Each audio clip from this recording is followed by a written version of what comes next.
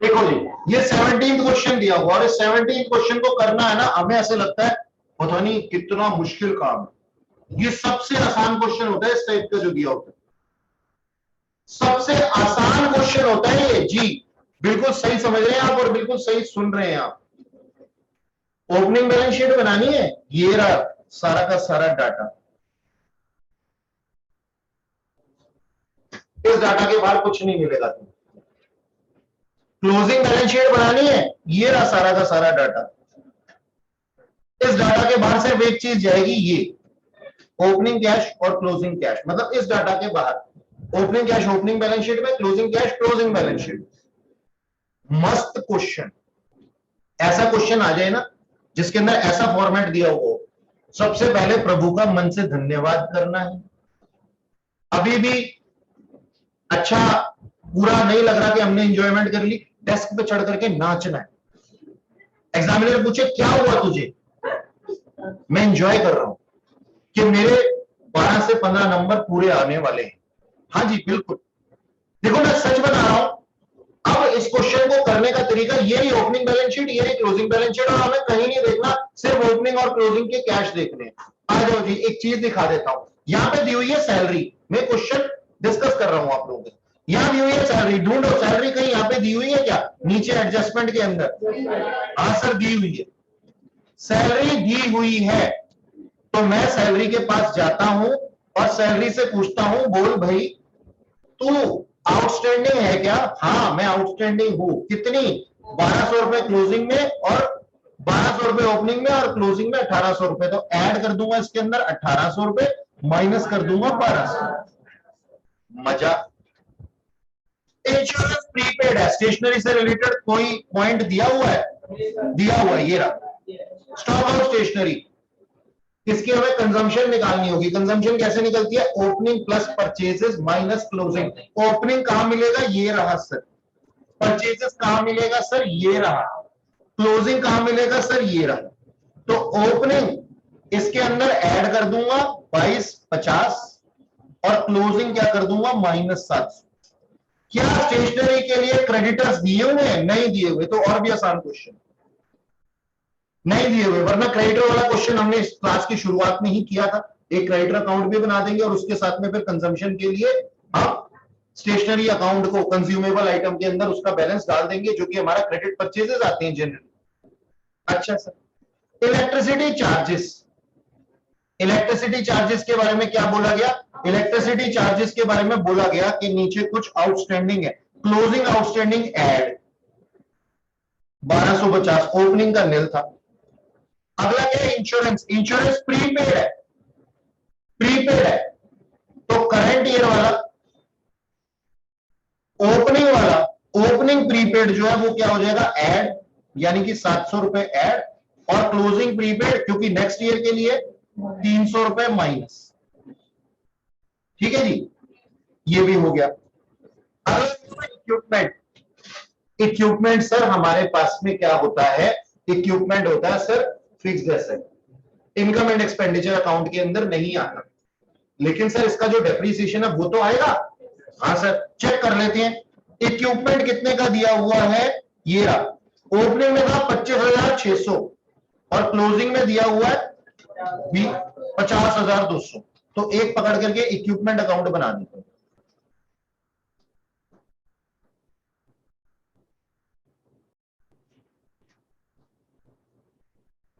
ये रहा equipment account, balance BD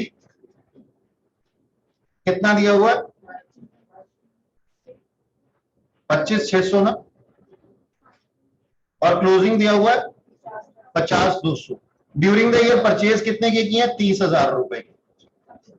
बोलो जी टोटल कितना हो गया, 25,600 प्लस 30, 55,600 में से 50,200 रह गया, तो मेरे पास में डेप्रीसिएशन आ जाएगा कितने का, 5,400। 5,400 रुपए मैं कहां लिख दूंगा, डेप्रीसिएशन लिख दूंगा इनकम एंड एक्सपेंडिचर अकाउंट की एक्सपेंस साइड। पेटी एक्सपेंसेस लिखे हुए हैं जी सर, रेवेन्यू नेचर के। पेटी एक्सपेंसेस से रिलेटेड कुछ है? कुछ नहीं है, एज इट इज डाल दो। Expense on charity show, charity show fund तो नहीं दिया हुआ? हाँ दिया हुआ। प्रोसीड फ्रॉम चैरिटी शो, तो प्रोसीड फ्रॉम चैरिटी शो 16,500 में से 500 माइनस करो, और ये बैलेंस शीट में नहीं, ये फंड थोड़ी है, ये इनकम है। तो इनकम आ जाएगी हमारे पास में, इनकम एंड एक्सपेंडिचर अकाउंट में इनकम साइड पे आ जाएगा 16,000। ठीक सर, ये वाला पॉइंट भी। न्यूज़पेपर की पेमेंट की है हमने, रेवेन्यू नेचर का एक्सपेंडिचर है। न्यूज़पेपर कहीं दिए हुए? नहीं दिए हुए, ऐसे कैसे आ जाए? लेक्चर फी, सर लेक्चर फी कहीं एडजस्टमेंट में दिया हुआ? नहीं दिया हुआ, एज इट इज आ जाएगा। Honorarium to secretary as it is आ जाएगा, रेवेन्यू नेचर का। सुनो जी, लेबर के लिए वेजेस, क्लर्क के लिए सैलरी, डॉक्टर्स के लिए, मैनेजर के लिए रेम्युनरेशन, और डॉक्टर्स और जजेस के लिए honorarium. These are nothing but consideration for their work done, revenue nature के। वेजेस, सैलरी, रेम्युनरेशन, ऑनरेरियम, सबका वही करना है जो सैलरी का करते हैं, ठीक है ना? तो रेवेन्यू नेचर का आ जाएगा जी। क्या कहीं आउटस्टैंडिंग सैलरी नहीं, और आउटस्टैंडिंग ऑनरेरियम कहीं नहीं लिखा हुआ? अच्छा, ये हमारे पास में बैलेंस शीट में चला जाएगा क्लोजिंग वाली, ये हमारे पास में ओपनिंग बैलेंस शीट में चला जाएगा एसेट साइड। सब्सक्रिप्शन, हाँ जी, इसके लिए अकाउंट बनाना पड़ेगा, लेकिन फिर भी subscription outstanding at the end of year add हो जाती है, ओपनिंग वाली माइनस हो जाती है। ये तो कुछ और था। Subscription outstanding at the end of year वाली ऐड हो जाती है, और ये माइनस हो जाएगी। Subscription received in advance last year वाली, ओपनिंग वाली ऐड हो जाती है, और क्लोजिंग वाली माइनस। फिर जो भी अमाउंट आ जाएगा वो हम इनकम एंड एक्सपेंडिचर अकाउंट में लिख देंगे, और चाहे तो हम इसका अकाउंट भी बना सकते हैं, आपको आता है, बहुत बार सिखा चुका हूं। डोनेशंस रेवेन्यू नेचर का है, इनकम एंड एक्सपेंडिचर अकाउंट में आ जाएगा। Grants from government, sir balance sheet में लाइबिलिटी साइड में। Sale of old newspaper, sir ये प्रॉफिट है, इनकम है ये हमारी, रेवेन्यू नेचर की। प्रोसीड फ्रॉम चैरिटी हम कर चुके हैं। इंटरेस्ट ऑन इन्वेस्टमेंट, यहां मुझे थोड़ा सा स्पेस चाहिए।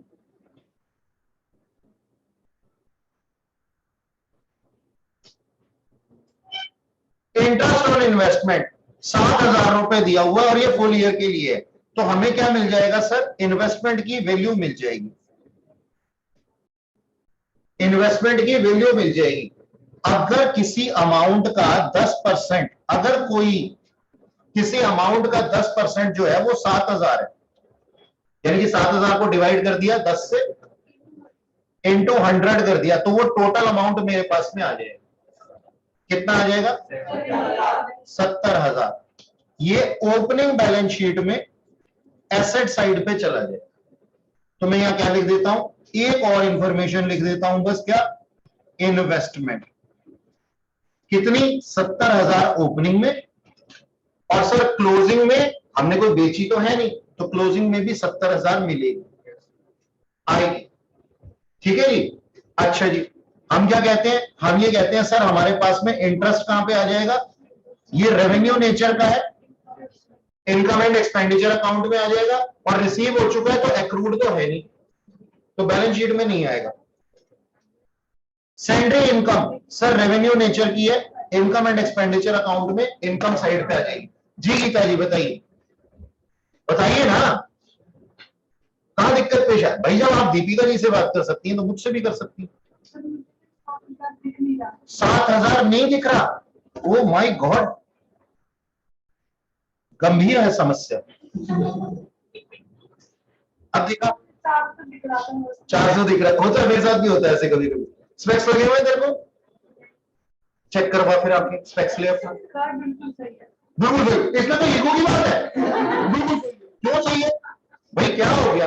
देखो पता है मेरे को स्पेक्स लगा था, मुझे कैसे पता लगा था? अरे सुन तो है मेरी भी कहानी, मेरा क्वेश्चन तो पूरा हो गया, कहानी सुनाए बिना मैं छोड़ूंगा नहीं तेरे को। मैं ना ऐसे बैठा हुआ था, हमारी क्लास में ना बहुत बहुत ऑडिटोरियम के अंदर क्लास चलती थी, बहुत दूर तक क्लास चल रही थी, फाइनेंशियल मैनेजमेंट की क्लास में ले रहा था, मेरी एक फ्रेंड मेरे साथ में बैठी हुई थी, न्यू न्यू स्पेक्स लगा करके वो आई थी, मुझे अच्छा लगा उसका स्पेक्स देखने में, ऐसी मैंने उतार करके ना लगा लिया, मैंने कहा ला दिखा तेरा स्पेक्स, ऐसी जैसे बच्चे मजाक करते हैं आप लोग करते हैं, वैसा मेरा तो दिन सा निकला है, सब कुछ क्रिस्टल क्लियर, उसका माइनस स्लाइट नंबर था, और मेरे रोज सिरदर्द होती थी, स्क्रीन थोड़ी सी धुंधली दिखती थी, लेकिन मैं इग्नोर कर रहा था, मैंने जाने दो, ये तो ऐसे ही होगा।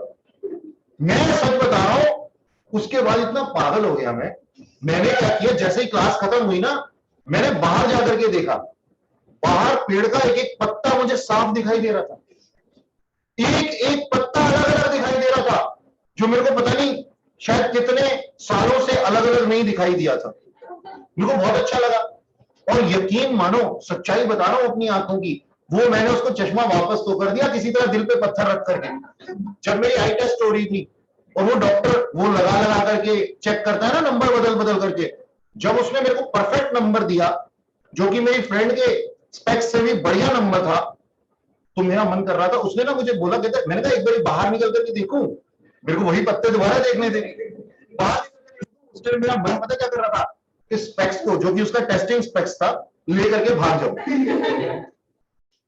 इतना मजा आ रहा था देखने में। तो बेटा ये कोई शर्माने वाली बात नहीं है, इट हैपेंस, और आजकल हमारी खुराकें बढ़िया नहीं है, हमें पढ़ाई का स्ट्रेस बहुत ज्यादा हो सकता है, एनीवे भी मेरा तो ठीक है, हमारे घर में भैंस है, आप ऐसे कैसे कह रहे हो? अच्छा जी चलो ठीक है, तो बढ़िया है, अच्छा अब दिख गया, चलो जी कोई बात नहीं, ये भी जोक्स अपार्ट। एक चीज है बेटा, यहाँ पे देखो बिल्डिंग, नीचे है ना एक चीज रह गई ना, ये बिल्डिंग, तो ये बिल्डिंग ओपनिंग वाली ओपनिंग बैलेंस शीट में, क्लोजिंग वाली क्लोजिंग बैलेंस शीट में आ जाएगी। अब जरा ध्यान देना, ध्यान देना, एक 20 का सामान 1,14,000 रुपए का रह गया है, नहीं ऐसा डेप्रिसिएशन अपनी तरफ से नहीं बोलेंगे, चेक करो रिसीट एंड पेमेंट अकाउंट के अंदर क्या कोई सेल ऑफ बिल्डिंग दिखाई दे रहा है? बिल्डिंग दो ही तरह से कम हो सकती है, तो बिक जाए या फिर डेप्रिसिएशन लग जाए, तो सर इसका मतलब क्या है, यहां पे हमें एक और चीज लिखनी पड़ेगी एक्सपेंडिचर साइड पे, तो मैं पेमेंट साइड पे ही लिख रहा हूं इसको, depreciation on building 6,000 rupees expenditure side पे, ठीक है ना, बस अब हो गया ये क्वेश्चन पूरा, कितना आसान क्वेश्चन था, ऐसे सॉल्व करके हम अपने क्वेश्चन पेपर को अपने फ्रेंड की भी मदद कर सकते हैं, कोशिश मत करना नालायकों, ठीक है जी। वहां पे अगर आम आम जिंदगी के अंदर हम पकड़ लिए जाते हैं ना, तो ले दे करके छूट भी जाते हैं, और कभी कभी डांट मार करके थोड़ी देर के लिए पेपर छीन करके वापस दे दिया जाता है, आईसीएआई के अंदर कोई ऐसी वो नहीं, डजंट मैटर कि आप किसी यूपी के स्कूल में पेपर दे रहे हैं या दिल्ली में दे रहे हैं, हर जगह कानून व्यवस्था सेम ही मिलेगी आपको, स्पेशल इंस्ट्रक्शन है कि ऐसी कोई चीज हो तो उसको आपको माफ नहीं करना, तो कोशिश भी मत करना, ठीक है जी। अच्छा ये था हमारा क्वेश्चन, ये आपके होमवर्क के लिए, आप इसको प्रॉपर बनाएंगे अपनी कॉपी में, और प्रसाद देता हूं थोड़ा सा, अरे ठहरो, ऐसे कैसे, ये लो 18th क्वेश्चन भी लेके जाओ, 17th 18th, अरे सुनो तो सही, अब देखो इसके बाद जो है ना, देखो मैंने यार ये असाइनमेंट बनाने में मेहनत की गई है, ध्यान से सुनो, देखो ये पास्ट ईयर के क्वेश्चन भी दिए हुए हैं आपके पास में, कि आपके एग्जाम्स में आए हुए क्वेश्चन है, जैसे ये दिसंबर 1999 में आया हुआ क्वेश्चन है, पैदा हुए थे तुम लोग? कब पैदा हुए हो? 2-3 में, अच्छा अच्छा कोई बात नहीं, 2009 में तो पैदा हो गए थे, देखो मैं कह रहा हूं वो सुनो, ऑफिशियली वो जो 2 क्वेश्चन है वो तो मैंने तुम्हें दिए, इसके अंदर से 1-2 क्वेश्चन सेल्फ प्रैक्टिस करके आना, ठीक है, और वो जो नई वाली बच्ची है उसको मैं अभी प्रीवियस क्लासेस की रिकॉर्डिंग और ये असाइनमेंट दे करके भेजूंगा, ठीक है, चलो बेटा मिलते हैं फिर आप लोगों से परसों।